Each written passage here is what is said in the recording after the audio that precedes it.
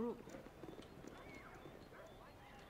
Now sometimes there is a town crier in this area here that you can get some additional information from. But he seems to show up relatively randomly. I think he also might be slightly tied to when you are in Baragost, as in far as like what time of day it is. Now to get stolen from. Good as done.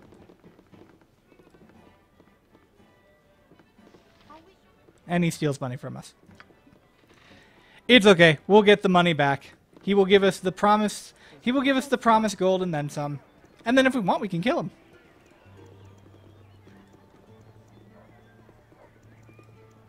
Hello there. And we're walking. We're walking. There's strangely not a lot of these like automated transitions. But even though it automatically walks us there, it does not actually automatically start the quest.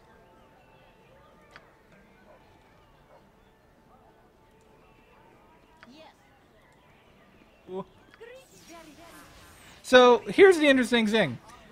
Silke's actually a pretty powerful wizard. So it makes you wonder, like, why did you need my help with this? I need an ale. Ah, what now? Need your pantaloons pressed? By your command. So we're going to charge in.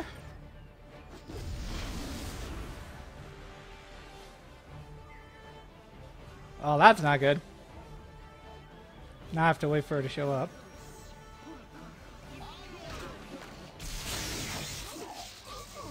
Oh, now you get to see what happens when you lose the game.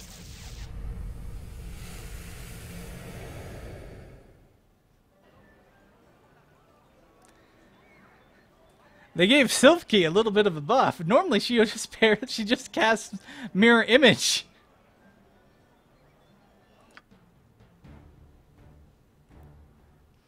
So, fortunately, the game auto-saved.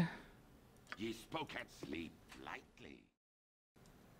Alright, and we're back. And here we are, back at Silke. Now, this has been this great stream of mistakes so far.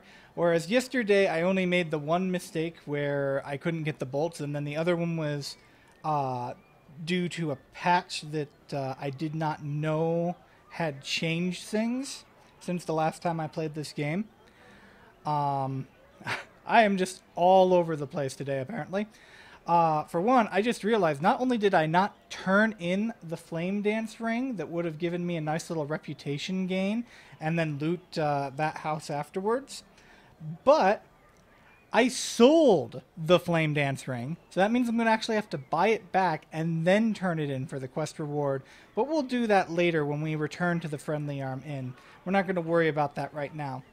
So I have never had a problem doing Silke's quest before.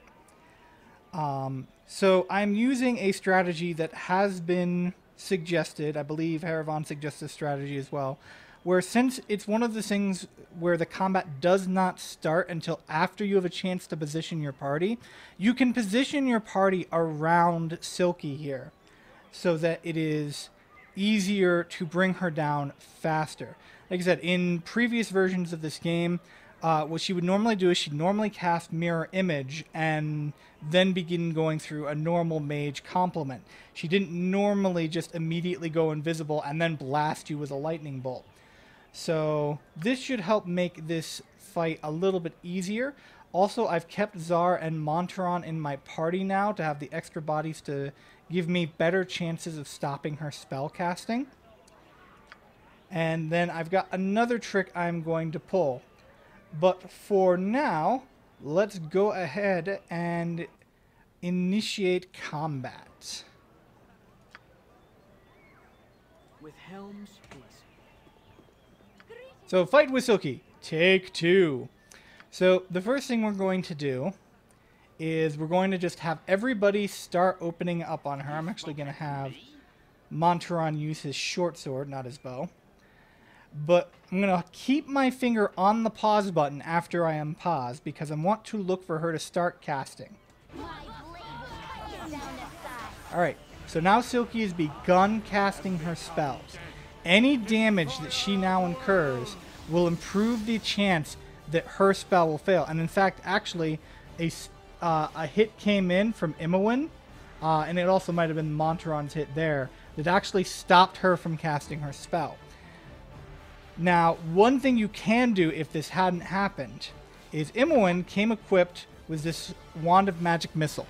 Magic Missile will beat out nearly any spell being cast when it comes to speed. So you can literally wait for a wizard to start casting a spell and then zaplin them with the Magic Missile. Magic Missile's guaranteed to hit, so you have a decent chance of interrupting their spell casting. As it is, I've interrupted hers already, so I don't need to use that charge off of that wand. Give me strength. And she's down. Get our nice chunk of XP there.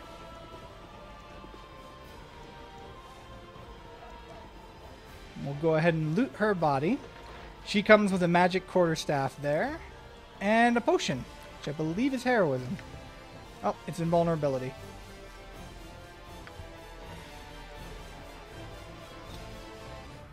We can give this quarterstaff to Imowen to use later.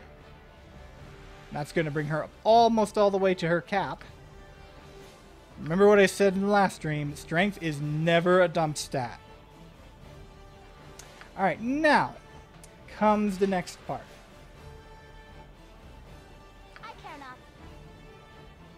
So, these gentlemen had some gems, as you might have taken from the previous conversation, that they were here to probably fence off to Silke.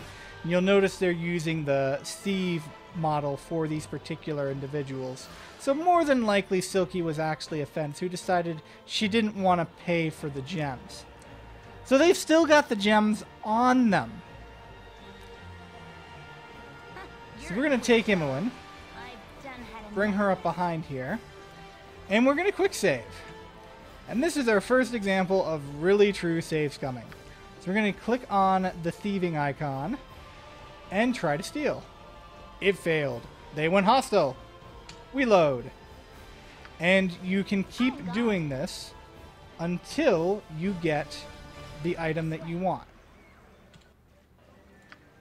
Now, this really comes into play with a particular NPC we'll meet later. A famous scimitar-wielding dark elf whose scimitars you can actually get and pickpocket them off of him. But for now, this is the kind of thing that the quick save feature seems to have been tailor-made for. Now, cheap? Oh yeah, definitely cheap. But also profitable. There's another target that we're going to want to pickpocket in this town. Unfortunately, Queer fellow. I'm gone. the odds are good we will not actually be able to succeed in our pickpocket attempt against him. Hey guys, it's Divine Erdrick. If you like what you saw, go ahead and hit that like button and subscribe for more content coming soon. You can also follow me at twitch.tv/derdrick or on Twitter at Divine Erdrick. Thanks again.